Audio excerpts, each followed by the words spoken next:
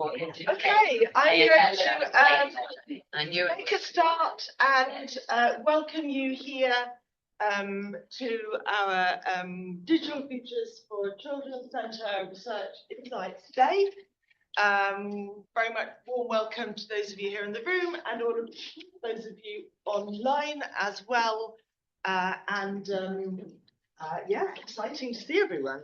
So I'm Sonia Livingstone, for those who haven't met me. I'm a professor in the Department of Media and Communications here at LSE, and I lead the Digital Futures for Children Centre. We're going to call it the DFC from now on, not to trip over ourselves, with quite a number of folk who are here who are going to be playing various roles at different times.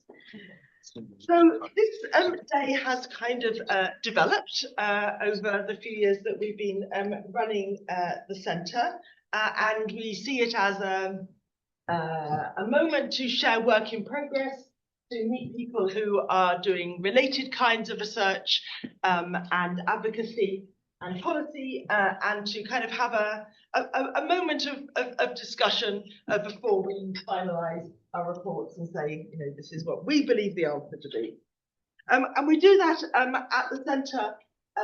We have kind of three main purposes at the DFC. One is to support an evidence base for advocacy, and I say support because we do research, but we also try to kind of showcase and engage with the research that many people are doing, because our ambitions are global and the people doing it you can count on one hand. So it's all about partnerships and networks and conversations where we can have them. We try very hard to facilitate dialogue and discussion across the different kind of silos that make up the space that is children's lives in a digital world. So we try to speak across the academy, policymakers, practitioners, also those with social expertise, legal expertise, technological expertise, those standing like we are now in the global north, in a major and relatively privileged city, and those who are positioned in many different parts of the world. And we kind of try to speak across all of that. And we do it within the framework of a very specific remit, which you're going to hear a lot about if you haven't already, which is called brilliantly General Comment Number 25. I know the DFC and the GC25 is our kind of daily shorthand. But we're in fact going to start today with a discussion about what that general comment is really about. But in one sentence, it's the way in which the UN's Committee on the Rights of the Child explains how children's rights work in a digital world in relation to the digital environment. And that kind of three-part of children, rights and digital is where we situate our focus. So today we're going to begin with reflecting on the general comment, which is now 5 years old. It's just had its birthday. We're then going to discuss the emerging findings from a project that we've just begun as a DL, been working on for maybe 6 months or so, between the DFC and the Five Rights Foundation, who funds most of our work and who is our key partner in all that we do. And that's a project about a better EdTech future for children. It doesn't have a question mark in the title of the project, though perhaps it should. But we're going to hear from that, including from we have a panel with an educator and a young person to try to kind of hear the perspectives also of those who are at the coalface. And then we're going to have lunch in the senior dining room, which you probably all just walked through to get here, unless you came up the back stairs.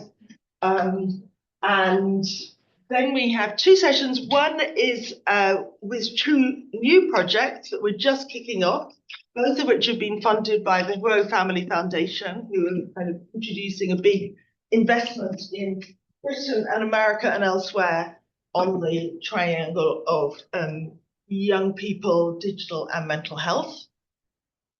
And then we're going to come to a topic which is, I think, on many people's minds, including actually the publics as well as the politicians and the regulators, which is about what regulation can do in this space, and can it make children's lives better? Is it actually working? And we're going to reflect there. So like I said, this is going to be quite informal. We're going to try and run each panel as a conversation. We're going to try to ensure that we have time to discuss with you and hear from you in a Q&A in every panel, including those who are online. Where do I see them? They see me when I do that. So please put questions if you're online into the chat, and one of my colleagues, Marita Lyons-Longworth, is watching, responding, and will collate what we say. Very practically, so this event is being recorded with that camera. If you sit under it, you're out of view, I think. It's what children always tell me. They know when the camera is not on. So we've decided we're going to keep the panel discussions and share those later, and we're going to edit out the Q&A so you can all be free to speak and say everything, so you know that that's going to happen. The toilets are out of that door.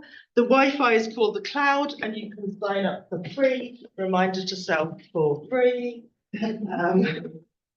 Sadly. Actually, social media is crashing right now, but we are on LinkedIn if you want to put anything under the hashtag digital futures for children.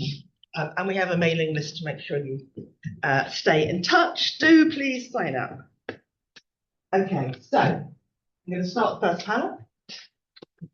And we have titled it Children's Rights in the Digital Environment, General Comment, Steve, come on, General Comment 25, 5 years on. And we want to take stock a bit and look forward a bit. And I have three fantastic speakers to tell us all about it. So very briefly, on my right, I always have to think, Biban Kidron OBE is a filmmaker, a crossbench peer in the House of Lords, so you can call her Baroness, an advocate of children's rights in the digital world, and importantly for this purpose, she's the founder and chair of the Five Rights Foundation, a visiting professor in practice at LSE, and the chair of our centre, the management committee of our centre. And the backstory is that we also together worked on drafting General Comment 25 for the Committee on the Rights of the Child. Jim Sawanda, who is on my immediate right, is a postdoc researcher at the centre. Her research is on how children and youth navigate technologically mediated environments of all kinds. She has a particular specialism in questions of sexual consent in online contexts, sexualized and racialized hate, young people's consumption of pornography. We have worked on that a bit, but you hold many projects together at the DFC, and most important for now, she has recently published 2 major reports looking on a global scope at how General Comment 25 has been taken up around the world.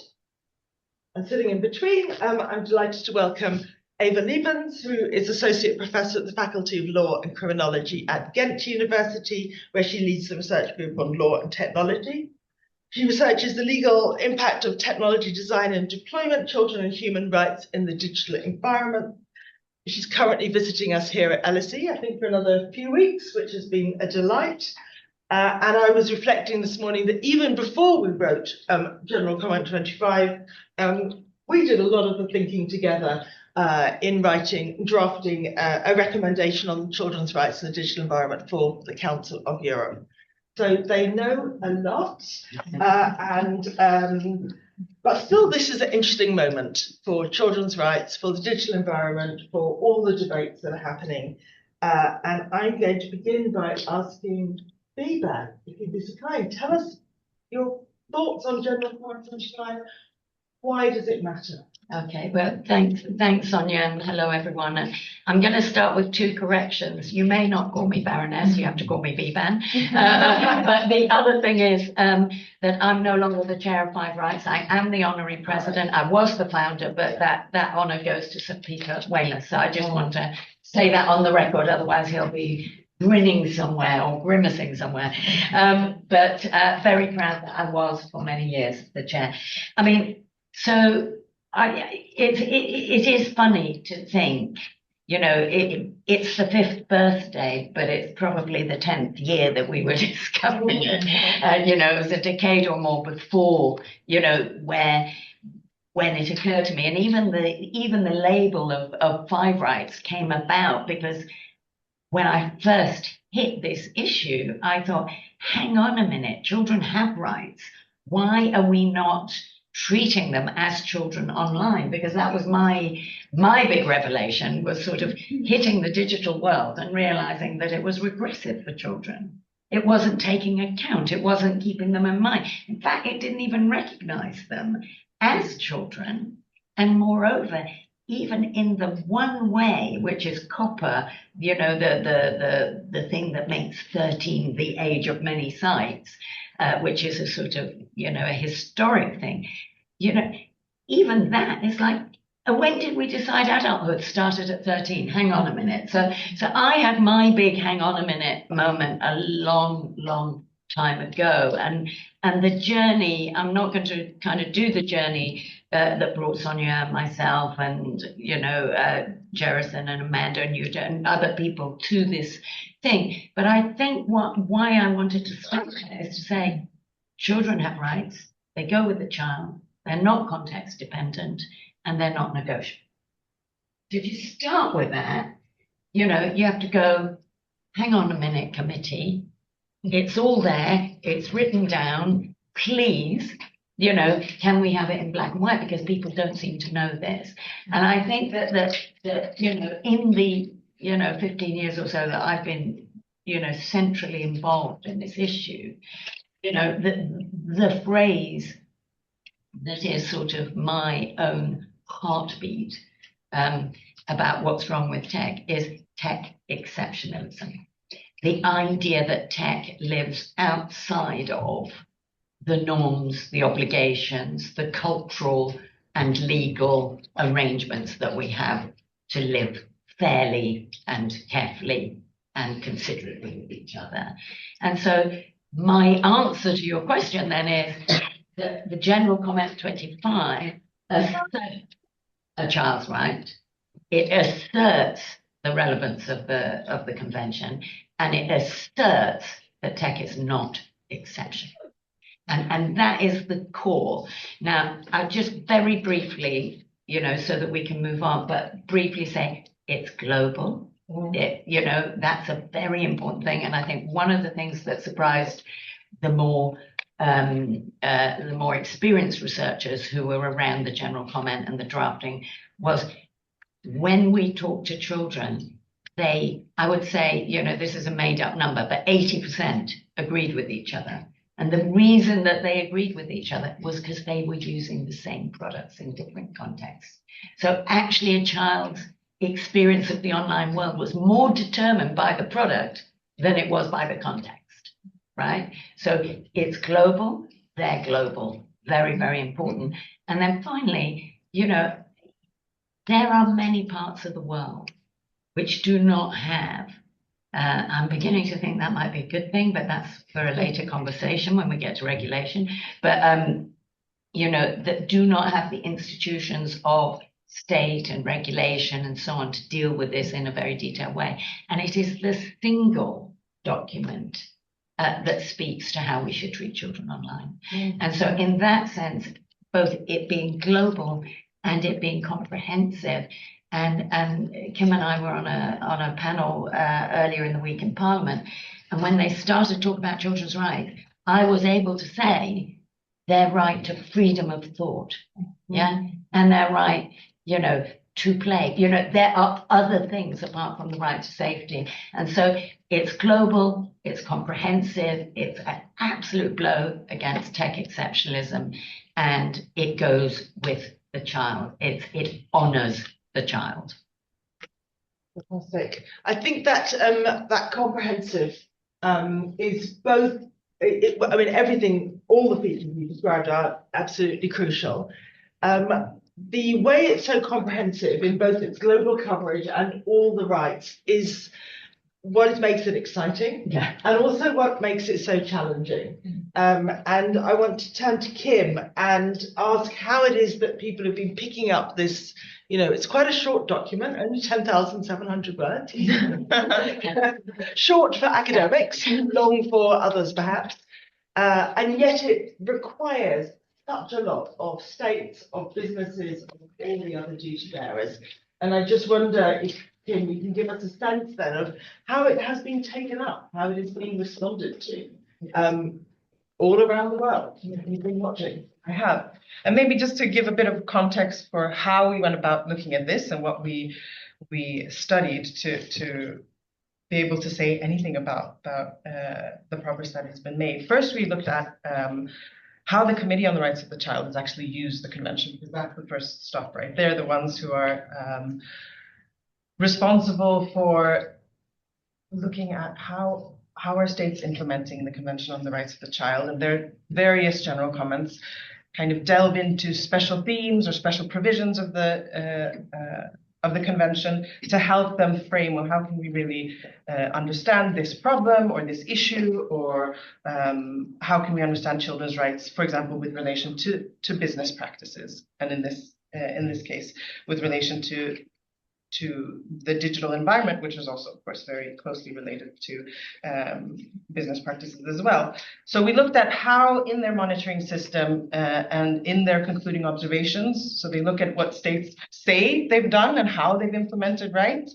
They look at the reports that come from alternative actors, such as national human rights institutes, civil society organizations, NGOs, UN organizations, etc. They take that information and then based on that information, they make a judgment call on okay, well, what recommendations can we make? What can we also say, this you've done well, or here we see progress, maybe do a little bit more of this. So we looked at how have they really implemented this. So that's one part of what we did. The other part was having a consultation, doing a literature review, looking all over the world, what kind of progress can we see in the UN, in regional organizations and states, etc. So it's quite a significant piece of work.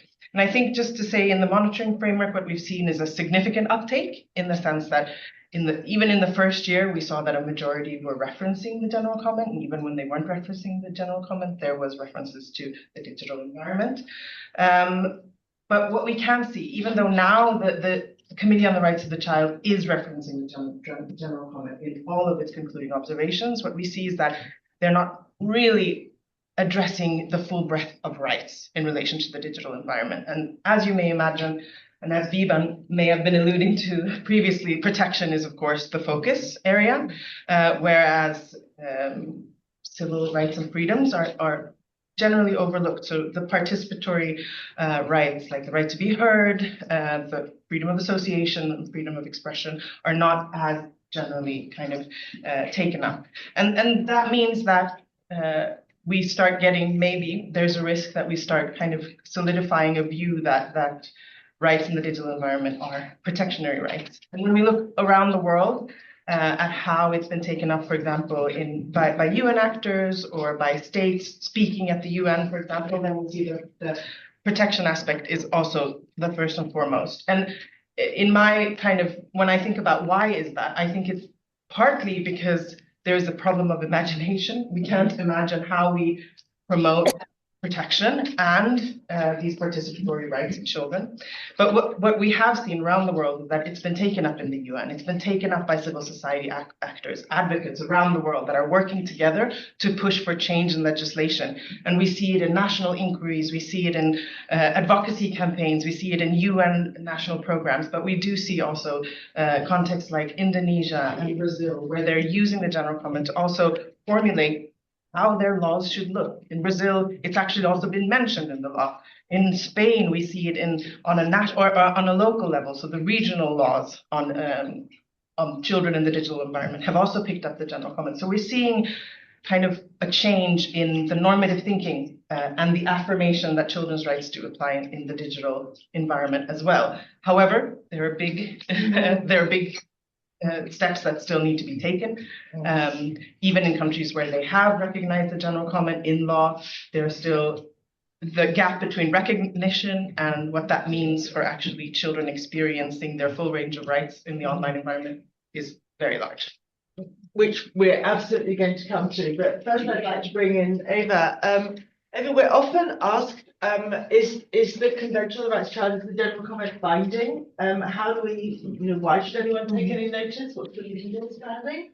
And how does it relate to the development of new laws? Yes, great. Yes, it's a very specific type of document. It is general comment. It's an interpretation of the committee. Legally, it's non-binding, but it has a great authoritative value. So it's not only symbolic, it's really something that legislators, policymakers use in their own practice. And I think if you look at it from a law perspective, one of the strongest messages of the strongest impact in actual law, which Kim also referenced, is this acknowledgement that the states have the duty to make sure that businesses and companies respect children's rights, that they do not violate children's rights. And I think this links also what Vivian was saying, that these companies, they do not operate in a legal vacuum. And so they need to be held accountable by governments.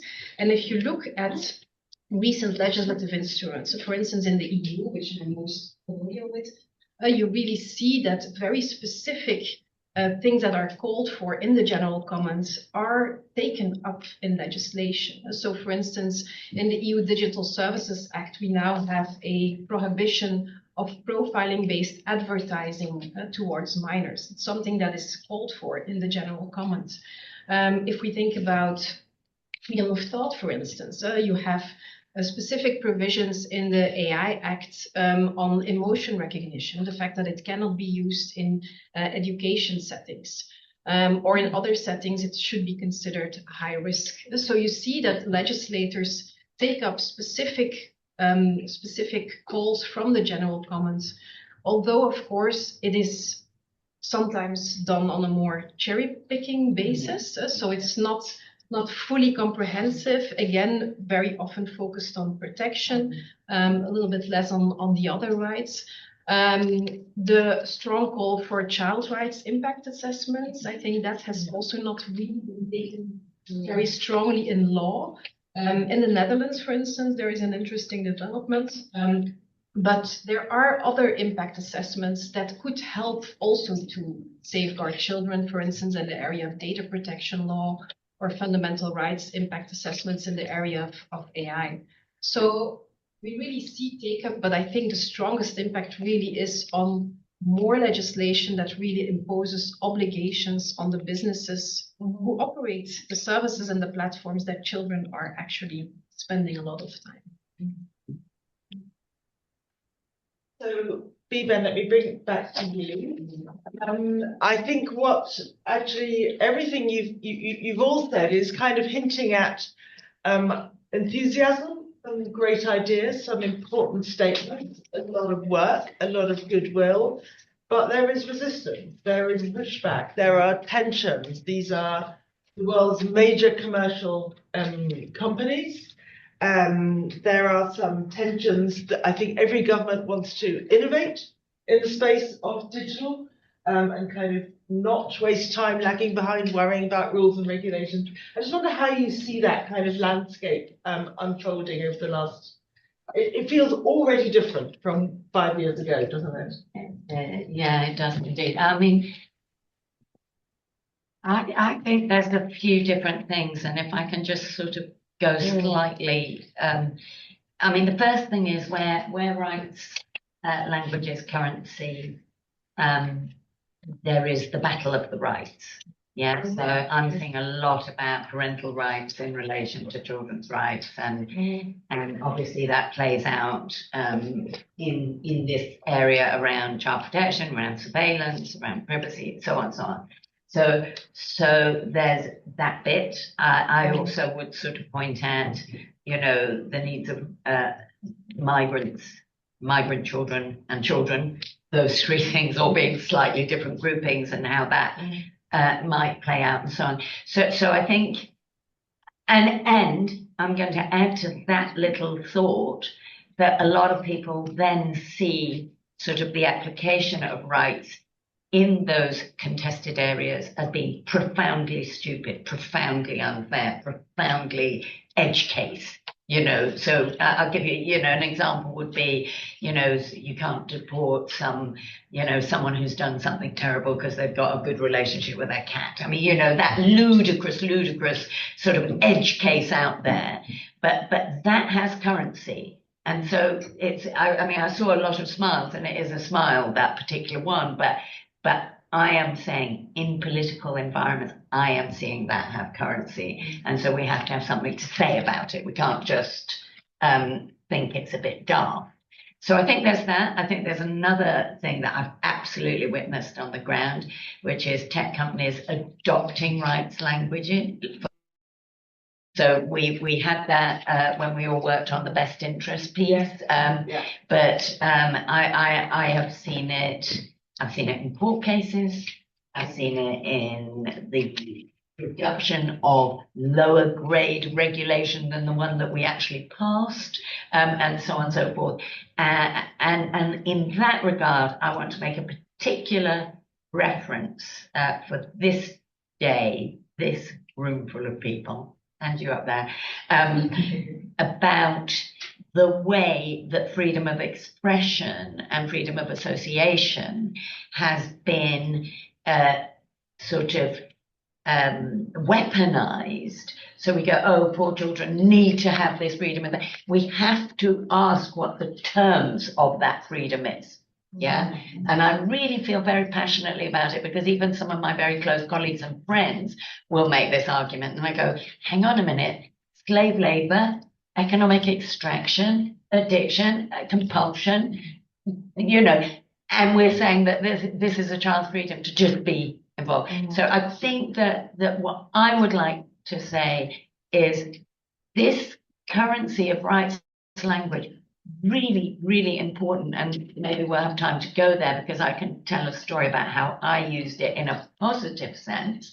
But I just urge all of us to be very, very alert to our own arrogance in relation to rights language.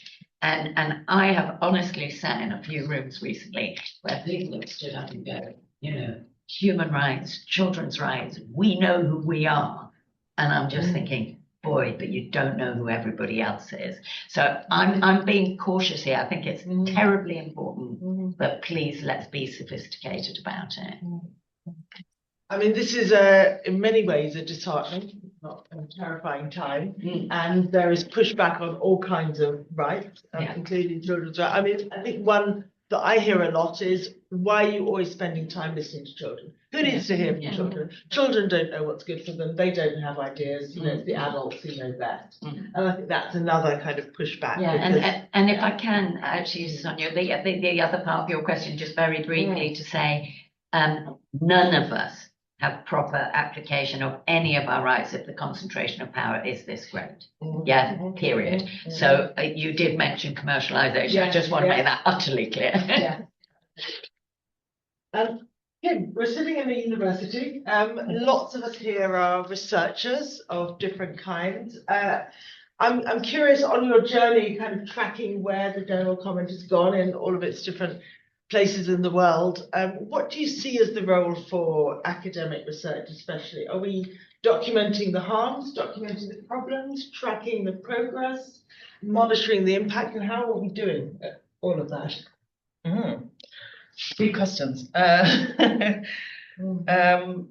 I think there are different things to think about. So one aspect is, as we have been thinking about, is what kind of evidence can we produce that will help the Committee on the Rights of the Child make relevant recommendations. And looking at the review system, and I'm sure many in this room have, you'll know that they are completely reliant on civil society and academic input from us here in the room to really make good judgment calls, make good recommendations that are really evidence-based, and where that's missing, they just simply can't. So you'll see also that some recommendations are very thin and not so helpful. The problem is, of course, that most of the evidence we have relating to how children's rights are doing in the digital environment are usually from the global north. And in the places, there are many, many places in the world where we have none. So things like Global Kids Online, Disrupting Harm, these kind of big global projects that are looking at broader context and where we're also working across national borders to produce good and reliable research. I think that's absolutely crucial. Also to say, let's take stock. So one thing we're trying to look at now is indicators, for example, that might help both researchers, but the committee as well. So looking at how can we monitor the development of rights, because right now we do have certain input from such big projects like EU Kids Online and Global Kids Online, of which many who worked on that are in the room. And these are very important starting points, but because we don't have that kind of benchmark in other countries, we don't know how kids around the world are doing. And when we try to look for this information, we also don't know how many are online. How does that online engagement look? And it's so different. I mean, we work in countries all over the world, and we know it's so different in different countries. So I think having that kind of research base, but also supporting us as researchers, supporting advocates that are the ones often doing the research and often working on the ground. I think having that link and what we do at the DFC and our work with Five Rights, I think, is an example of how that could work. I think that link is very important, and we've seen the great impact, and the report that we just launched a few weeks ago also demonstrates, for example, the role of Five Rights in actually both developing the evidence base around the world, but also being involved in the processes in the African Union, in Indonesia, all around the world to really push this agenda. So I think having those cross-sector collaborations is also crucial. It blows my mind still that we don't know how many children are online in most parts of the world. And when I talk to the ITU, which is meant to be, they can tell you for this or this country. But a lot of the statistics that we're being inundated with all the time about how many people are online will begin counting at 14 or at 16 or at 18, and we just still don't know some of the most basic stats. So there's a lot of research is needed. Ava, I think when we do our research, of course we love to fill the library, but we really want it to be used, I think, also to hold companies accountable, to hold governments accountable.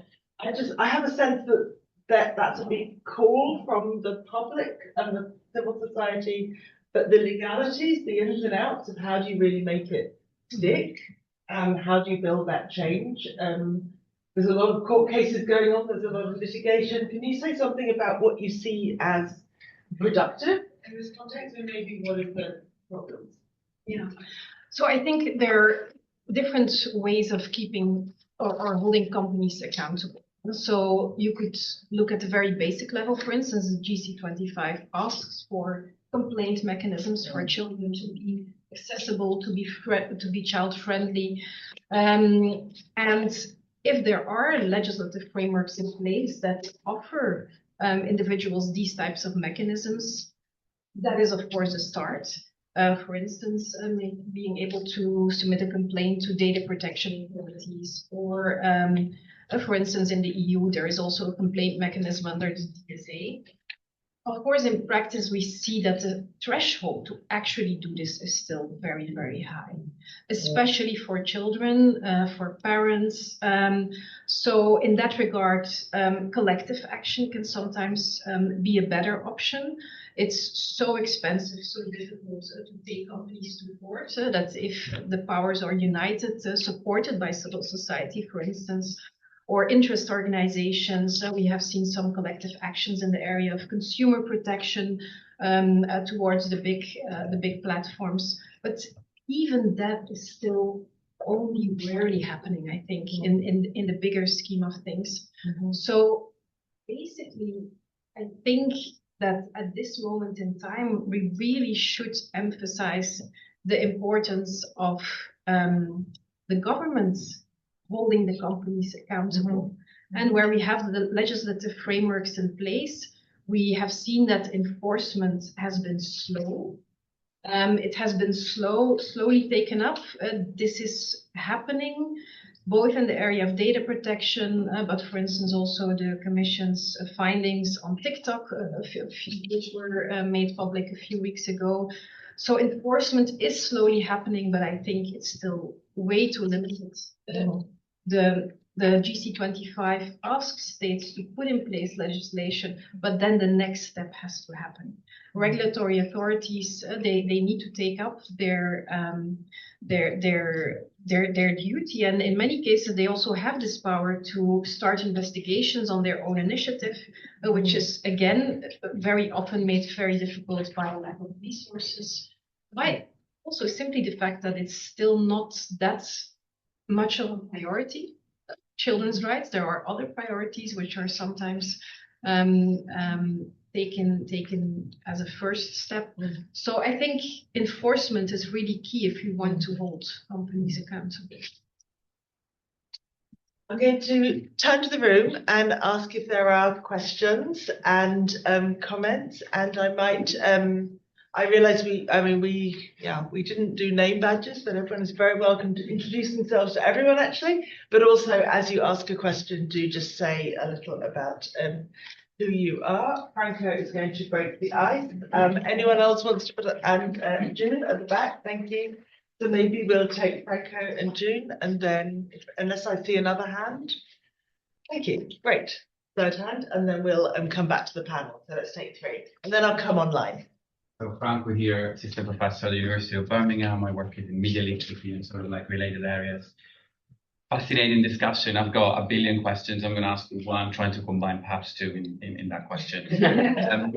Yeah. So first of all, just to come in really, I really like that kind of tension between text exceptionalism and this idea of course, rights being universal and kind of non-negotiable and contextual, but then also the challenges that come with looking at implementation, which is contextual, which has to do with how certain things are implemented in practice in different realities.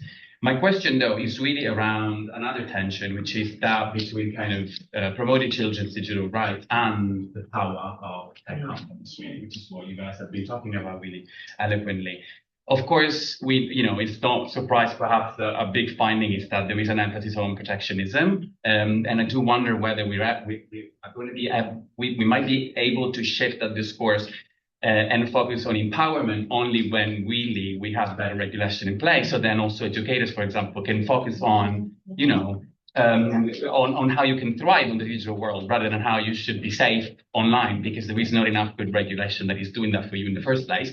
And it also obviously sounds that a lot of the regulation in place is, again, I'm not expert in this area, but it sounds that it's kind of ad hoc, reactive rather than proactive and patchy. And the cherry picking statement you made before, right, really signals the idea that we're only ticking some boxes. We're not really doing the job of tackling that issue. And perhaps, designing services with children's interests at heart would be the way to do that, but we're not doing it. So I guess my big question, which is I realize is really big, is how do you navigate that tension? How do you fight tech exceptionalism without making it a war against capitalism?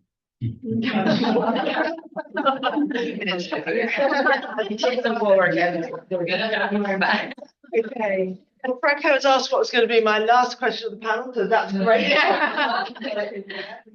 June, please. Well, I hope my question is a bit simpler. So I'm a director of Oxford Child Centered AI Design Lab, and I'm a computer scientist.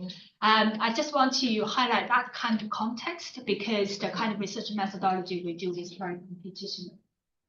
We have had a long history of trying to listen to children's voices and do solid research by thinking about the research hypotheses and the ethics involving children in the research process.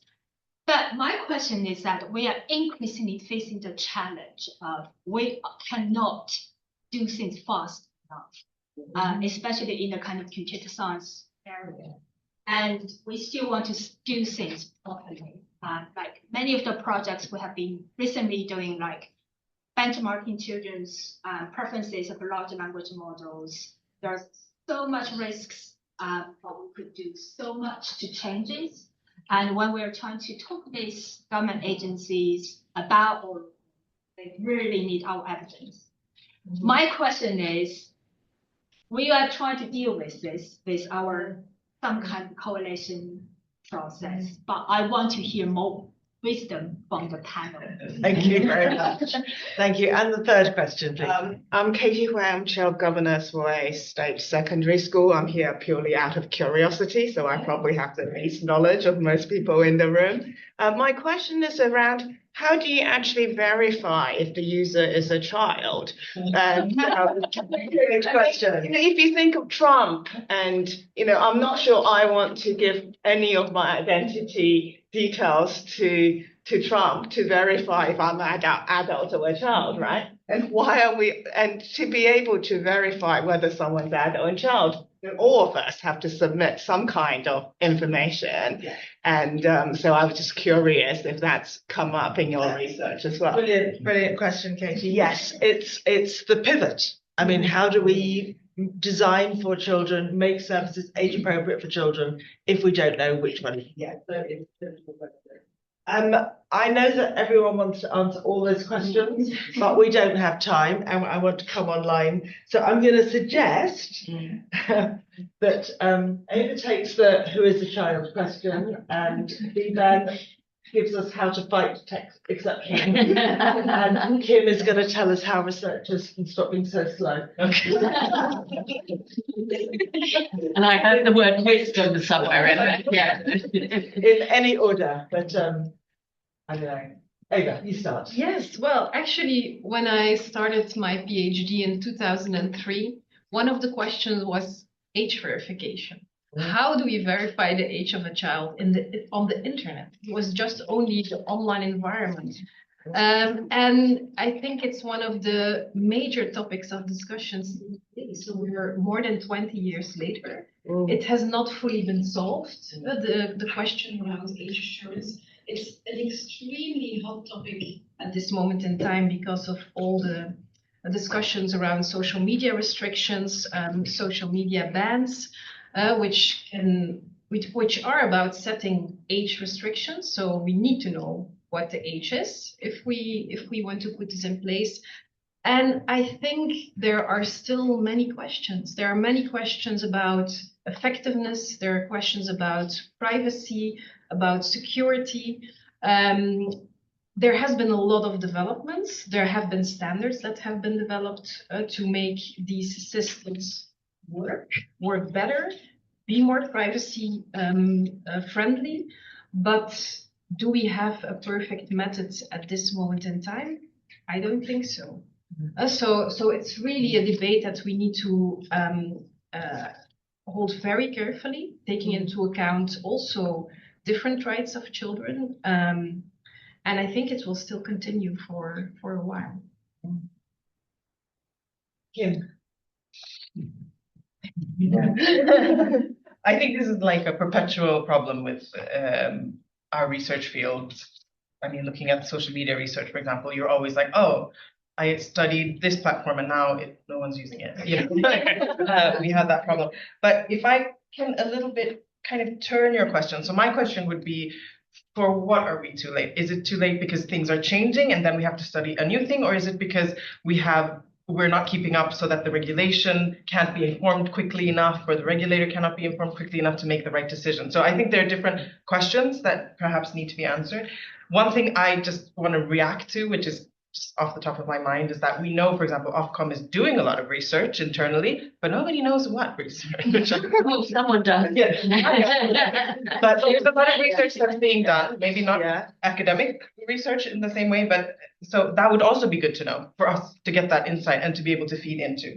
However, so I think one of the problems is that we still have a reactive regulation, which means that it's not, if for example, the product would need to be by design before it comes out onto the market, we would know whether it's child friendly or not. Then we would have a situation where us as researchers could say, hey, wait a minute, stop. But no, they're pushing out these products and then afterwards we have a grok situation. So, and what we need to know, and I think we keep on saying that, we already know a lot from what we've done Yeah, before. we do. And so, I mean, all our research is very important, and certainly what you do is important. But I think we also, as researchers, in terms of kind of engaging in the advocacy space, need to lean on what we already know and feed into the discussion based on that. With that being said, I think there are kind of the problem of when regulation and implementation occurs, and when research can come out, and how those work together is a bigger issue. I think that also, I don't know, is not an answer to your question, but it's something I think about how can research be impactful. And we're always kind of late to the game because it's, yeah. I found that when we're early to the game, no one wants to hear that. No. Yeah. That's another problem. Yes, That is yeah. true, yeah. I'll keep my stories to myself. No, that's very good. Too bad. They keep pushing stuff out ahead of where we are in our regulation and our learning, is something Kim just said. So this is the tech exceptionalism argument. How do we, you have, It is. I mean, that was such a Thoughts? difficult question. For you know, I mean, I think I want to just slightly go back to something that Kim said earlier about the lack of imagination. And I just do think all three of these questions are related to either, if you're being generous, a lack of imagination, and if you're being less generous, a lack of incentive. Yeah. And so the answer is that capitalism has tried many, many times to be unfettered, and society has gone back and said, actually, no, we care about our communities, we care about our kids, we care about our health, we care about things, and we've done it in an imperfect way, but there are many, many levers from which to do it. There are people, and I had this very conversation last night, which is, do we reform or revolution? And I think the answer is both. It is true that if we, people like me, keep on passing regulation, and then it goes through this torturous system of regulator and law and so on, so we never quite change the thing enough to make it work, but we actually do have to bite away at the animal that way, you know, to show it can be different. But at the same time, we've actually got to do some more radical things. And I think that's going to be my sense of where we're at, is that some of the things that you are seeing in the world now from people who don't know an awful lot necessarily about the tech space, they're going, enough. If you can't give us a good one, well, we won't have it at all.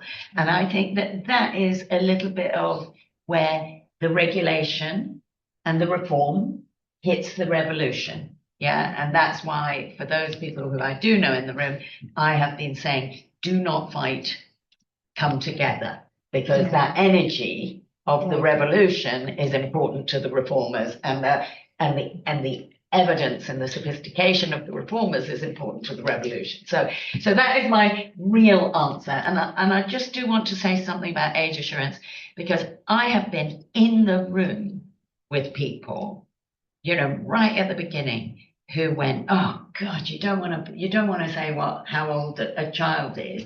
It's like putting an arrow on their back, right?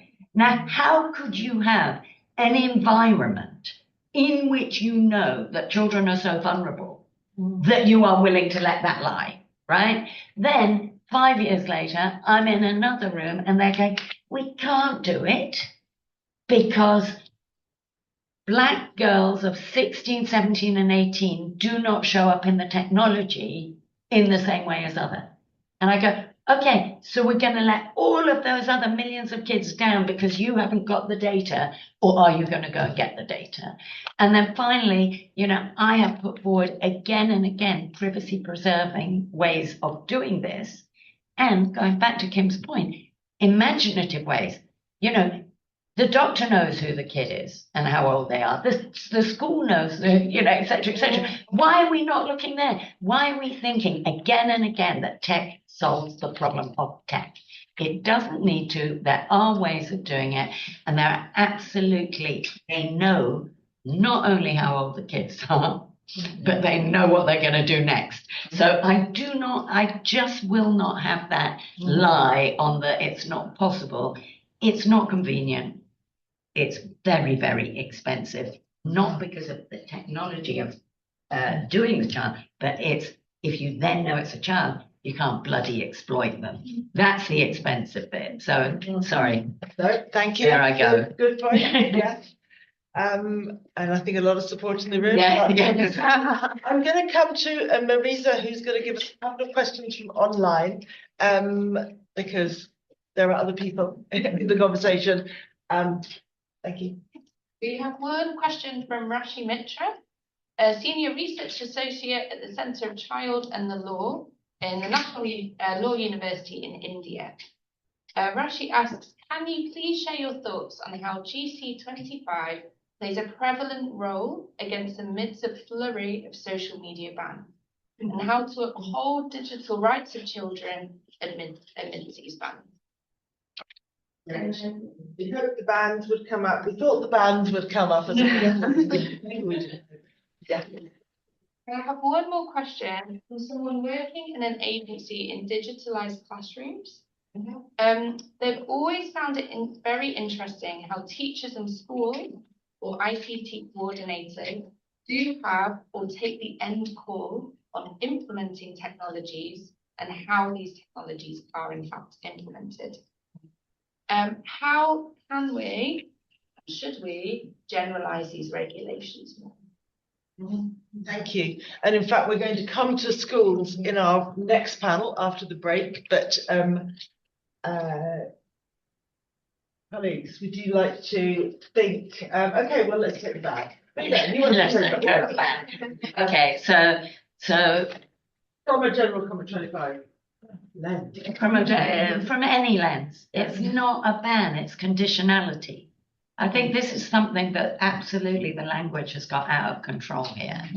You know, I am not going to fight to put in children's hands things that are hurting and exploiting them. Yeah. So just, you know, I think that that there's been a vilification of parents and teachers. I have to say, this is the people who want it. A lot of parents, a lot of teachers, a lot of police enforcement people, a lot of lawyers, a lot of, you know, a lot of people and a lot of kids. You know, I think the problem is there are a lot of people who are at the cutting edge of this saying it's not working for us. So I think our job is to actually turn around the language and say, you know, this is not a ban. You cannot access a child unless you treat them with respect, with rights respect, you know, in my personal view, you know, and this is what that looks like. And actually, if you start looking at it that way, you get to, no, well, you can't. You can't. Well, call that a ban if you will. But I think it's about conditionality. And as such, and I've spoken quite a lot on this in Parliament and in public recently, so I won't bang on. But I urge everybody in this conversation to say access to children is conditional on your behaviour, not on theirs. That's how I like to say it. Thank you. Ava?